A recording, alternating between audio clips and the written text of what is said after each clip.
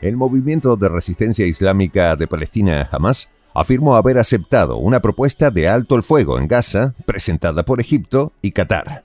Mediante el acuerdo, se contempla el regreso de los palestinos desplazados a Gaza a sus hogares y el suministro de ayuda, combustible y materiales de socorro al enclave costero.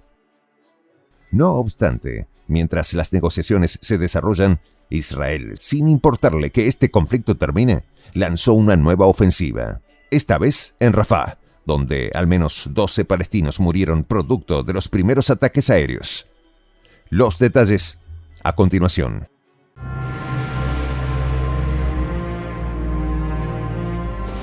Voz de la Patria Grande.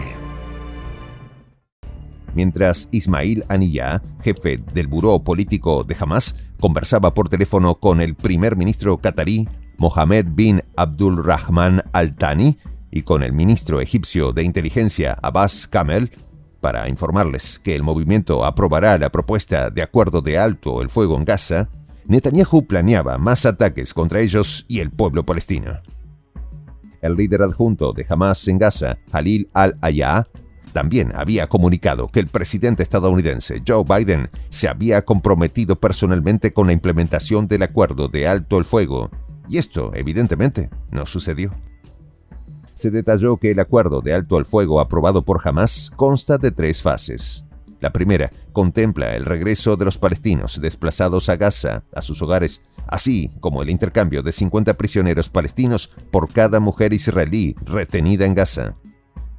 En una segunda fase, Hamás liberaría a hombres israelíes detenidos a cambio de un número indeterminado de prisioneros palestinos, complementando el regreso con un tercer movimiento del acuerdo en el que se iniciaría la implementación de un plan de reconstrucción por un periodo de 3 a 5 años. Pero horas después de que Hamás aceptara un alto el fuego, Israel bombardeó Rafah, produciendo el fallecimiento de 12 palestinos antes que los desplazados evacuaran la ciudad. En el sur de la Franja de Gaza, donde el ejército israelí había ordenado evacuar parte de la ciudad para una operación militar inminente, la multitud había recibido con alegría el anuncio de Hamás. Los integrantes de Hamás habían pensado, la pelota está ahora en el campo de Israel. Sin embargo, las informaciones también apuntaron que las fuentes oficiales israelíes señalaron que esta no es la misma propuesta que los hebreos y Egipto habían acordado días antes y que sirvió como base para las negociaciones indirectas desde entonces. Se dice que los representantes de Netanyahu han insertado todo tipo de cláusulas. Dichos puntos se relacionan con temas cardinales del fin de la guerra, el cuándo y qué tipo de garantías se ofrecen a tal efecto. Otra fuente oficial israelí declaró que la oferta a la que se refiere Hamás es la egipcia, pero suavizada. Una oferta unilateral de Egipto a Hamás que Israel no ha aprobado. En los últimos días, Hamás había estado endureciendo sus demandas, según los analistas, exigiendo que la guerra terminara durante la primera fase de 40 días del acuerdo, en lugar de en la segunda o tercera fase. Ante este escenario, Israel ha rechazado en repetidas ocasiones poner fin a la guerra como parte del acuerdo de liberación de los rehenes, insistiendo, en cambio, en que reanudará los combates una vez que se cumpla lo pactado, puesto que sus objetivos son devolver a los rehenes y destruir el poder militar de Hamás. Evidentemente, el acuerdo para Netanyahu está lejos de cumplir los requisitos de Israel, y menos en este momento en el que los sionistas han tomado el control del lado gazatí del cruce de Rafah, el único paso fronterizo entre la Franja y Egipto, luego de una noche de intensos bombardeos en la zona que han dejado numerosas víctimas civiles entre la población palestina. En Rafah, las escenas de júbilo por la esperanza de una tregua se mezclaron con el pánico por la evacuación y la amenaza de una incursión de las tropas israelíes. Medios de comunicación informaron de disturbios en esa ciudad entre policías y manifestantes que reclamaban un acuerdo de tregua. Después del anuncio de Hamás, una asociación de familias de los rehenes israelíes se manifestaron en Tel Aviv y reclamó a las partes implicadas transformar esta oportunidad en un acuerdo para el regreso de todas las personas cautivas, voces que fueron ignoradas por completo por el líder sionista. Numerosos países y organizaciones internacionales reiteraron su rechazo a un ataque sobre Rafah, que en palabras del secretario general de la ONU, Antonio Guterres, sería intolerable. Y Estados Unidos, principal aliado de Israel, juega el doble discurso al comunicar que esta operación aumentaría dramáticamente el sufrimiento del pueblo palestino, pero no hizo nada para detener a Netanyahu. El rey Abdalá II de Jordania pidió la intervención del presidente estadounidense Joe Biden, que reiteró su oposición a la operación en una llamada con Netanyahu, mientras que Egipto reclamaba máxima moderación a Israel. Pero el ejército israelí se excusa diciendo que ya había iniciado una operación de alcance limitado para evacuar temporalmente a unas 100.000 personas, en el caso de Rafah, dijo su portavoz Daniel Hagari. Mediante panfletos lanzados en la ciudad, el ejército pidió a los habitantes dirigirse a la zona humanitaria habilitada en Al-Mawasi, una localidad situada sobre la costa a unos 10 kilómetros de Rafah. Los habitantes se evacuaban aterrorizados, en medio del pánico.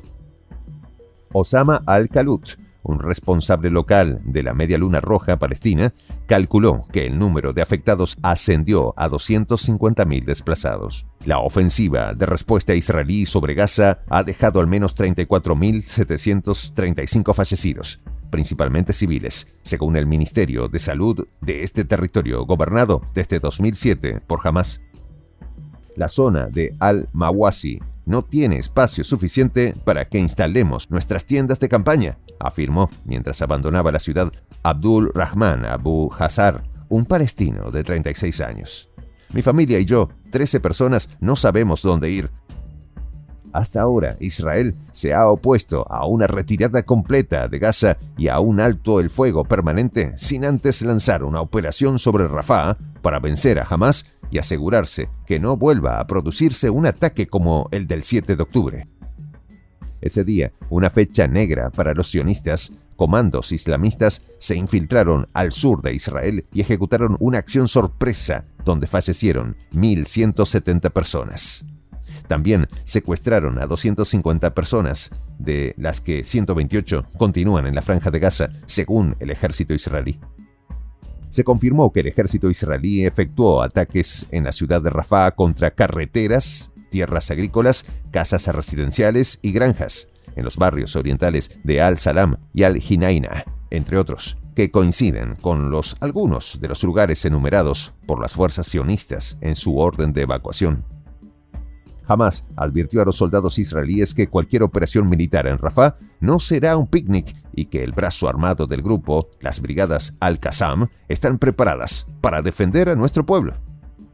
Durante los últimos días, las partes enfrentadas han estado emitiendo comunicados sobre el progreso y la regresión de las negociaciones que se están llevando a cabo en El Cairo, en un momento en el que el principal mediador, Qatar, está tomando un segundo plano y Egipto le releva. Entretanto, El Cairo ha elevado su nivel de preparación en el norte del Sinaí en previsión de la ofensiva israelí en la ciudad fronteriza de Rafah, que podría empujar a los refugiados palestinos que allí se hacinan a buscar protección tras la frontera egipcia, algo que Egipto ha declarado que no está dispuesto a tolerar. Soy el J, Juan José del Castillo, director del canal Prensa Alternativa. Si quieres ser parte de la comunidad de la Patria Grande, suscríbete a nuestro canal. Si es que quieres que te lleguen las notificaciones cada vez que subimos un video, activa la campanita. Si quieres apoyar a nuestro canal económicamente, puedes hacerlo a través de PayPal. El enlace está en la descripción del video. A nombre del equipo de Prensa Alternativa, me despido con esta expresión en el quechua milenario, Tupananchis Kama, cuya traducción es hasta volvernos a encontrar.